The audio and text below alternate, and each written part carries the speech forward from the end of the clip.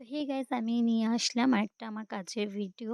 তো এটা অনেক পুরোনো একটা কাজ 10 ফেব্রুয়ারি একটা কাজ ছিল। তো অনেক ব্যস্ততার কারণে আমি ভিডিও এডিট করতে পারিনি। আর ভিডিওগুলো আমি ডিলিটও করি না। অনেক দিন হয়ে গেলেও আমি এডিট করে আপলোড দিয়ে দিই। কারণ কি অনেক কষ্ট করে ভিডিওগুলো করি তাই ডিলিট করতে আমার ভালো লাগে না।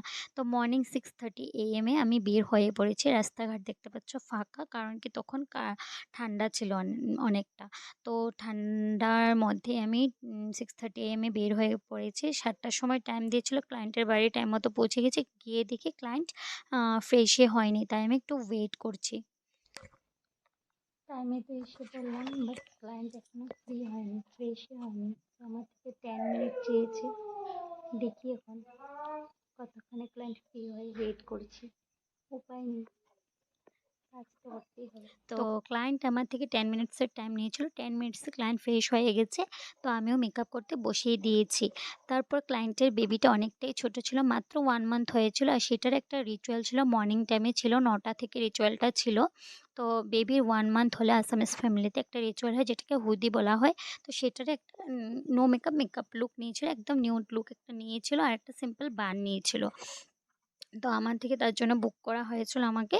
তো আমি আ যতটুকু পেরেছি ভিডিও করেছিলাম আমার কাজের। কারণ কি বেবির কেয়ারও করছিল আমাদের দিদিভাই। আমাদের দিদিভাই পাঞ্জাবি ছিল।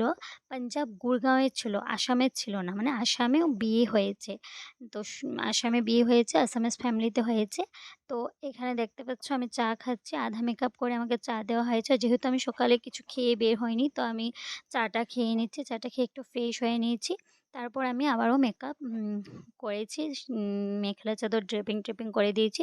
তো দিদিভাই একদমই মেকআপ নিচ্ছিল না। শুধুমাত্র ডার্ক সার্কেল হাইড করতে বলেছিল আমাকে। তো দিদিভাই কথা মতো আমি করে দিয়েছি। আর অনেক বলার পর আমি একটু মানে আমি জবরদস্তি করে একটু আ আই আই শ্যাডো দিয়ে দিয়েছিলাম যেটা একদমই বোঝা যাচ্ছিল না। তো দিদিভাই তো অনেকটা হ্যাপি হয়েছে মেকআপটাতে। তো রিভিউ দিয়েছে তোমরা দেখে নিও। এখানে ২-১ টা ফটো আমি এড করে দিয়েছি। এখানে দেখতে পাচ্ছ বেবিটা কাঁদছিল।